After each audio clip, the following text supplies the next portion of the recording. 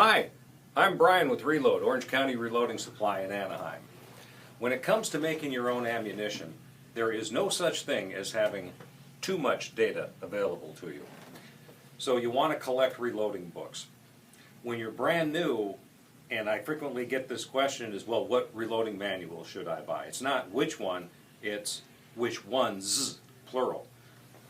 Different books will offer different advantages.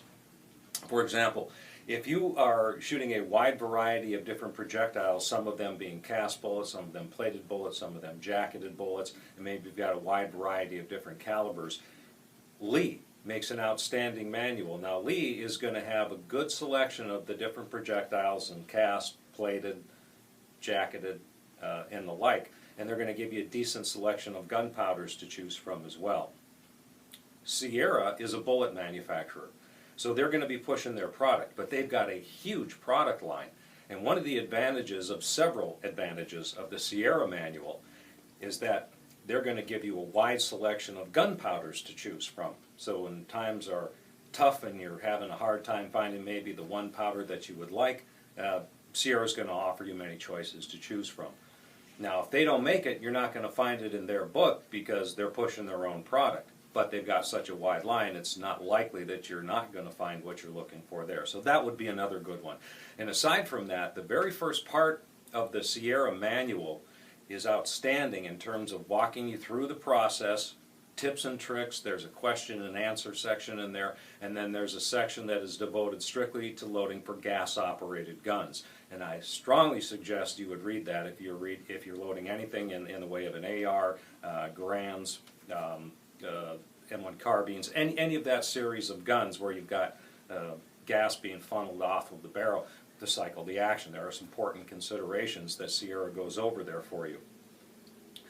Lyman is one of the oldest, if not the oldest, reloading company out there, and they have an outstanding manual that's going to include a lot more in the way of cast bullets and the cartridges that go back to the late 1800s, early 1900s. Of course, the modern version is also going to have all the current stuff in there, like for 6.5 Creed, 300 Black, all the powders that are newer that were not available even, 10 years ago.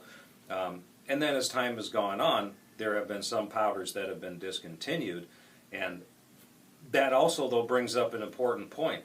See, as time goes on, there's a new manual that comes out, and there may be a tendency to think, you know what do I need the old book for? I'm just going to, get the new one.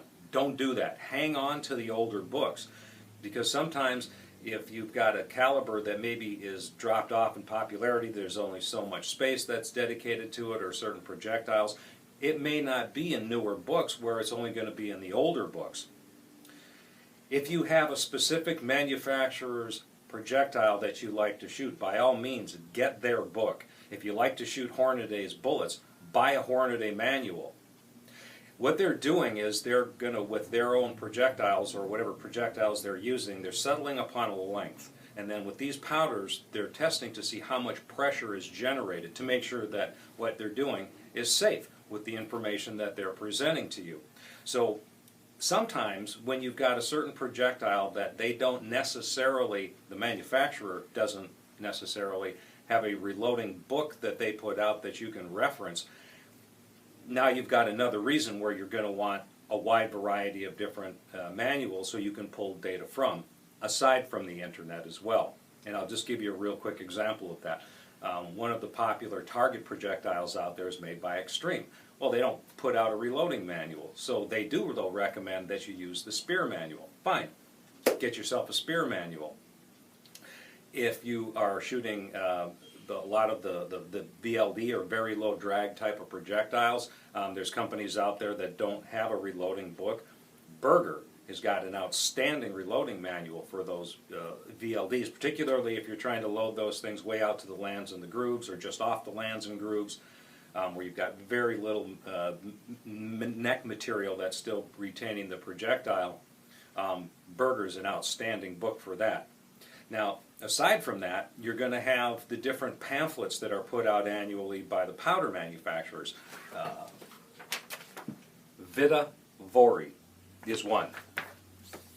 Western powders, they do accurate, and Ramshot and Hodgdon, IMR, and Winchester. These pamphlets that are put out annually are outstanding supplements to your library of what you want to have on hand for reloading data.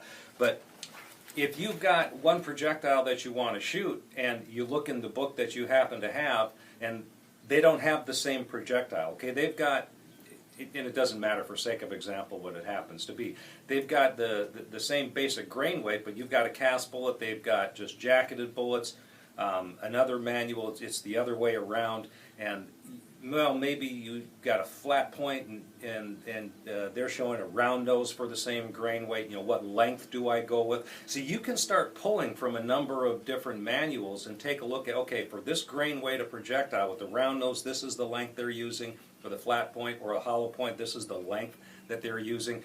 Keep in mind, if you're feeding up through a box magazine, you've only got that much length to deal with. If you extend that projectile out too far or seat it too deep, you're going to have problems.